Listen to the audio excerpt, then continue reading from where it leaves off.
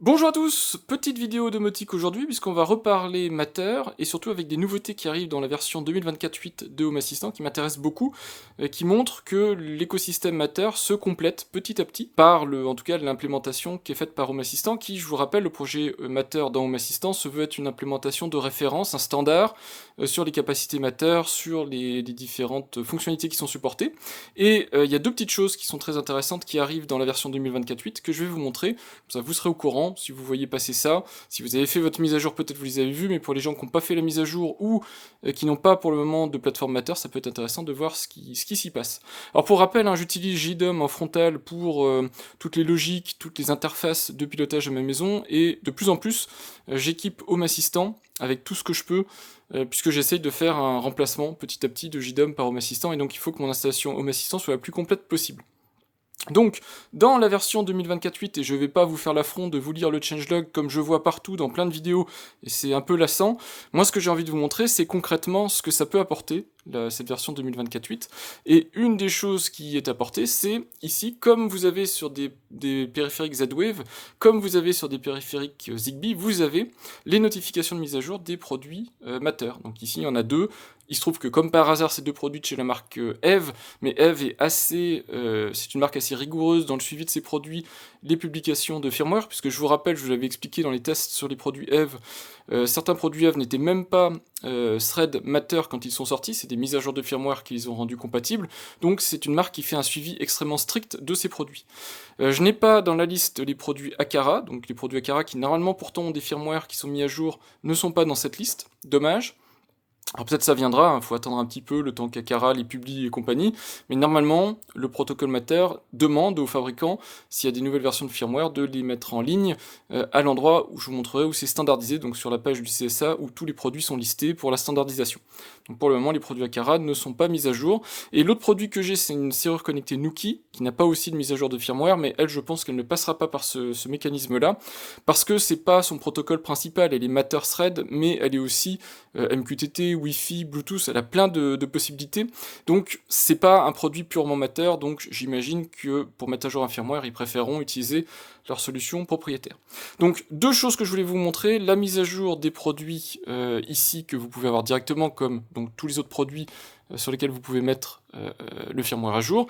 Et puis aussi, je vous montrerai vite fait un petit truc qui est sympa, sur les produits maintenant, vous avez, enfin sur certains produits, très peu, vous avez une partie configuration qui est maintenant disponible avec, pour les prises connectées, par exemple, la possibilité de définir le dernier statut après coupure de courant. Donc ça aussi, ça peut être sympathique. Voilà, je vous montre ça, mais vous allez voir, ça va très vite, c'était juste pour que vous ayez un petit topo sur les mises à jour Matter Thread, parce que mine de rien, c'est un écosystème qui évolue beaucoup, et c'est très intéressant de le voir se mettre en place, parce que ça devient de plus en plus intéressant, et de plus en plus complet. Alors je vous montre en quoi ça consiste, mais normalement sur le principe vous connaissez déjà. Dans la section paramètres, vous avez des notifications de mise à jour. Ces notifications de mise à jour concernent en général appareils, services et modules complémentaires. Et ici on a des mises à jour de firmware, donc on a des mises à jour d'appareils.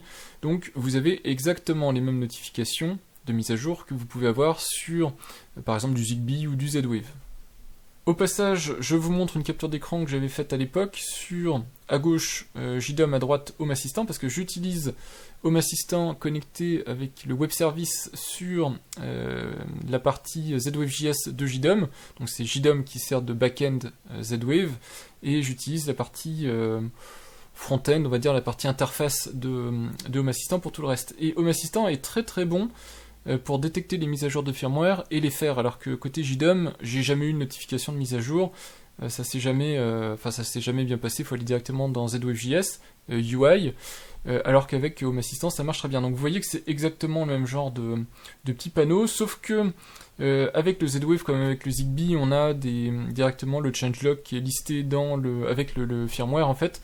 Et vous allez voir, côté Matter, c'est un tout petit peu différent. Donc quand on clique sur le produit, on a bien la version en cours, donc c'est le firmware 3.2.0, la nouvelle version 3.2.1, quelques petites informations ici pour dire attention pendant le process de mise à jour. Donc si vous êtes sur secteur, il n'y a pas de souci, mais si vous êtes sur pile, ça peut demander du temps pour réaliser l'opération. Et le changelog, donc la liste des changements, n'est pas directement accessible, donc il faut cliquer sur le lien. Et malheureusement, côté Eve, le nécessaire n'a pas été fait, donc il y a bien la mention d'un firmware 3.2.0, mais il n'y a pas la mention d'un firmware 3.2.1. Donc en général, quand on ne sait pas en quoi consiste un firmware, on ne le met pas à jour. Ici, je vais le faire pour l'exercice, parce que sinon, j'ai rien à vous montrer si je ne le mets pas à jour, mais normalement, on évite. Je sais quand même que ce firmware existe, parce que si vous allez à l'endroit où les produits Matter sont certifiés, c'est-à-dire sur le CSA, le site du CSA, donc international, pas le CSA français, le CSA qui standardise, donc c'est Connectivity Standards Alliance, donc ce qui standardise les produits Matter, vous aurez le produit EveNergy. Alors il y en a plein des produits EveNergy, il faut juste vérifier la variante, le SKU. Donc c'est bien celui qu'on voit ici, là, 20EB08301, donc c'est bien le même. Et on voit bien qu'il a été standardisé avec une version de firmware 3.2.1, c'est pour ça qu'on peut le mettre à jour, il est connu. Donc il n'y a pas de souci, c'est un firmware qui est connu, c'est juste que même si vous cherchez sur internet, vous verrez que ce firmware 3.2.1, on voit des captures d'écran, il apparaît quand vous le connectez à des produits, des HomePod, des trucs comme ça, mais la liste des changements n'est pas très connue. Donc c'est pas grave, moi je vais faire la mise à jour. Donc je commence par EveNergy. EveNergy c'est un produit sur secteur, donc a priori c'est le produit qui va être le plus fiable à mettre à jour, puisque lui il est tout le temps présent, tout le temps disponible. Alors pendant que l'installation se déroule, et puis de toute façon je le passerai en accéléré si jamais c'est vraiment trop long, je voulais préciser aussi que en plus de la mise à jour Matter, il y a eu une mise à jour côté thread, et en particulier dans la dernière mise à jour de l'Open Thread Border Router, il y a une mise à jour, enfin il y a des évolutions sur les mises à jour de firmware. Parce que visiblement, quand une mise à jour se passait mal, il y avait des problèmes de produits qui ne répondaient plus. Je ne me rappelle plus dans le détail, mais il y a en tout cas des mises à jour qui ont été faites, donc faites attention de bien avoir la totalité mise à jour pour que vous ayez un tout le plus à jour et le plus cohérent possible, pour ne pas avoir de problème de mise à jour. Donc on va partir du principe que la prise EveNergy s'est mise à jour, en tout cas elle est maintenant indisponible.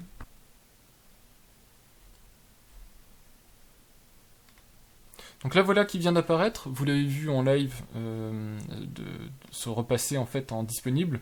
Donc il y a pas mal de choses qui sont faites. On a ici déclenché par le service mettre à jour, et puis elle est revenue en vie.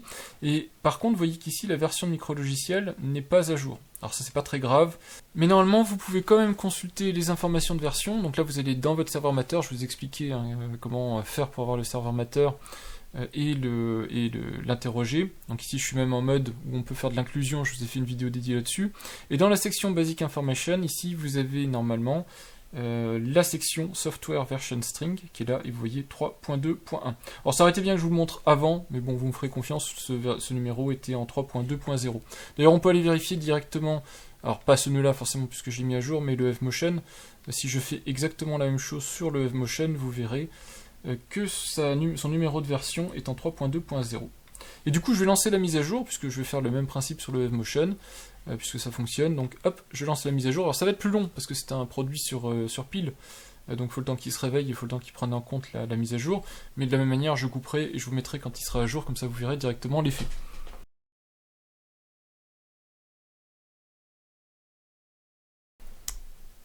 Et voilà, même chose pour le FMotion qui est à jour. Donc normalement il faut juste attendre quelques secondes qu'il redémarre, il revient en ligne, et ici ce sera marqué disponible.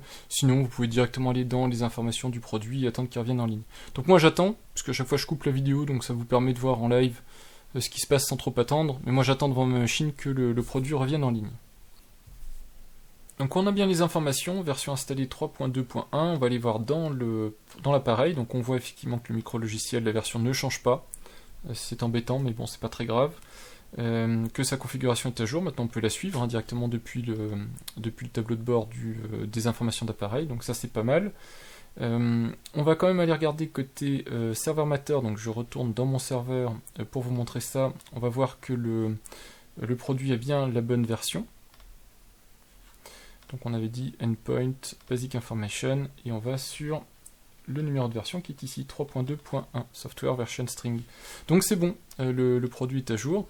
Il faut encore que je vous montre une dernière petite chose, ça concerne EveNergy. Donc si on va sur les informations de l'appareil, vous verrez des nouveautés, toujours dans la section Matter, c'est l'arrivée des configurations. Alors elles ne sont pas nombreuses, il n'y a pas beaucoup d'appareils qui en ont, mais pour le moment les prises connectées ont déjà la capacité de rétablir leur comportement après coupure de courant. Donc soit vous la laissez on, toujours on, Donc ça peut être assez intéressant de faire ça parce que en cas de coupure de courant, moi c'est la prise qui est sur mon tableau domotique, donc c'est plus intéressant qu'elle soit tout le temps sur on. Mais vous pouvez aussi lui dire tout le temps off ou basculer d'état, donc s'il était sur on, elle s'éteint quand il y a la coupure de courant, et puis previous qui est le même état qu'avant la coupure de courant. Donc ce qui est très bien aussi comme réglage. Donc voilà, vous avez la possibilité ici de régler le comportement. C'est des nouveautés qui arrivent sur les nouveaux produits, enfin sur les produits Matter, que les produits supportaient déjà, hein, c'est juste que c'était pas exposé dans les configurations d'appareil. Maintenant, il y a quelques configurations qui sont disponibles. Pour la question de l'affichage du numéro de version directement dans l'interface graphique de Home Assistant, j'ai posé la question sur le Discord officiel de Home Assistant. N'hésitez pas, hein, si vous maîtrisez un petit peu la langue anglaise, je pense que c'est plus efficace d'aller sur le Discord que de poser des questions sur le forum officiel anglais. Alors vous pouvez aussi, il y a aussi la communauté française Home Assistant qui est très sympa, mais j'ai pas l'impression qu'il y ait beaucoup d'interactions autour de Thread et Matter pour le moment. Il n'y a même pas de section de rubrique, je crois, sur Thread et Matter, donc ça viendra peut-être dans le futur. Pour le moment, je vous conseille d'aller ici. Vous avez en particulier Marcel van der Velt qui travaille d'ailleurs sur l'implémentation de Matter et de Thread, je crois qu'il participe sur les deux, en tout cas il travaille beaucoup sur l'intégration Matter et il intervient pas mal dessus pour répondre et tout ça. Donc la réponse qu'on m'a apportée, alors c'est pas une correction de bug, mais ça fait l'affaire parce que je sais que je vais pas mettre à jour les firmware souvent et pour le moment je peux m'en satisfaire et je pense que ce sera corrigé de manière plus satisfaisante plus tard, si vous faites juste un redémarrage de Home Assistant. Donc si vous voulez avoir ici le numéro de version, eh bien, vous allez faire un redémarrage, alors soit dans vos outils de développement redémarrer, soit dans paramètres et vous faites redémarrer. Vous redémarrez juste Home Assistant, il n'y a pas besoin de redémarrer la machine, mais bon de toute façon c'est une pratique, j'ai l'impression habituelle de redémarrer Home Assistant, c'est un truc auquel j'étais pas habitué avec d'autres systèmes de domotique, mais Home Assistant j'ai l'impression qu'on le redémarre tout le temps, ça choque personne. Donc vous le redémarrez et normalement la version qui s'affiche à l'écran sera la bonne. Voilà en ce qui concerne cette petite vidéo mise à jour autour de Matter et Thread, donc vous voyez pas grand chose, mais ça va dans le bon sens toujours. Moi j'attends toujours d'avoir les listes de configuration complètes, en particulier sur les détecteurs de mouvement, je vous les avais montré, mais les détecteurs de mouvement, que ce soit le Aqara, le détecteur de mouvement Aqara qui est Thread et Matter, ou celui de Eve, on ne peut rien régler dessus, ni la sensibilité à la lumière, au mouvement, des choses comme ça, donc c'est vraiment super embêtant. Donc ça j'imagine que ça va venir aussi plus ou moins rapidement, suivant la vitesse de standardisation, mais ça devrait venir. En tout cas, on le voit arriver avec les prises électriques, c'est rassurant, ça veut dire que c'est le genre de besoins qui sont pris en compte, et qui arrivent globalement donc pour les produits Matter, et donc Thread ici, puisque la prise Eve Energy est une prise Thread. Voilà, j'espère que cette petite mise à jour vous aura été utile. Si vous tâtez toujours pour passer sur un environnement Thread et Matter, vous voyez que petit à petit, ça se complète, et puis moi je pense que c'est quand même une solution qui est ultra stable, puisque j'ai un réseau Thread, j'ai un environnement Matter sur mon installation Home Assistant. Alors, j'en renvoie tout à MQTT sur JDOM, je vous avais fait une vidéo dédiée là-dessus, mais ça fonctionne super bien, j'ai aucun problème de fiabilité, et les implémentations de Home Assistant sont extrêmement bien suivies et extrêmement testées. En tout cas, j'ai pas de soucis de ce côté-là, en termes de fiabilité, de mise à jour et de choses comme ça, c'est vraiment bien fait. Voilà, je vous remercie d'avoir regardé cette vidéo, puis je vous dis à bientôt pour de prochaines vidéos. Au revoir.